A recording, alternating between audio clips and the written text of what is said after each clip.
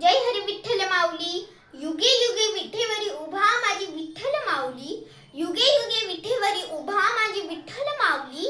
भक्तांच्या सुखासाठी झाली सावळ्याची सावली, भक्तांच्या सुखासाठी झाली सावळ्याची सावली. टाळ मृदुंगाच्या गजरेत दुमदुमली पंढरी, दुमदुमली पंढरी. सर्वांना माझा नमस्कार. मी श्रेष्ठ शीतल अनिल वाघ. सर्वप्रथम तुम्हा सर्वांना आषाढी एकादशीच्या विठ्ठलमय शुभेच्छा.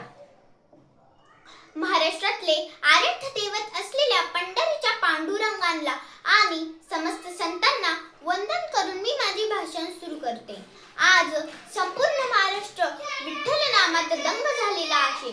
आषाढ महिन्यात शुक्ल पक्षात येणारी एकादशी म्हणजेच आषाढी एकादशी आणि ही एकादशी म्हणजेच भक्ती, श्रद्धा आणि प्रेमाचा सुंदर संगम होय. या दिवशी महाराष्ट्रातले कानाकोपऱ्यातील लाखो वारकरी विठ्ठल विठ्ठल विठ्ठल विठ्ठल, ज्ञानोबा माऊली तुकाराम, ज्ञानोबा माऊली तुकाराम असा जयघोष करून पंढरपूरची वारी करता. वारीमध्ये सर्व भक्त टाळ मृदुंगाचे गजरेत दंग होऊन वारा, पाऊस, ऊन यांची पर्वा न करता चालतात. महाराष्ट्र हा संतांचा देश आहे आणि संतांनीच आपल्याला भक्ती, समानता आणि माणुसकीचा संदेश दिला आहे. विठ्ठल म्हणजे केवळ मंदिरातला देव नाही, तर प्रत्येक माणसातील माणुसकीची भावना आहे.